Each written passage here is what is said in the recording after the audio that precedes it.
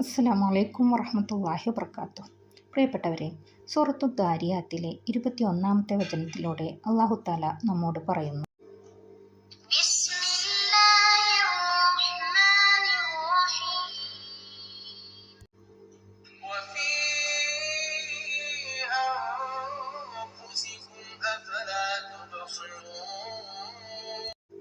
ഈ ആയത്തിൻ്റെ അർത്ഥം ഇങ്ങനെയാണ്: നിങ്ങളിൽ തന്നെയുമുണ്ട് ദൃഷ്ടാന്തങ്ങൾ, എന്നിട്ട് നിങ്ങൾ കണ്ടറിയുന്നില്ലേ? അല്ലാഹു തആല നമ്മോട് നമ്മുടെ ശരീരത്തിലേക്ക് തന്നെ നോക്കുവാനും ചിന്തിക്കുവാനുമാണ് പറയുന്നത്.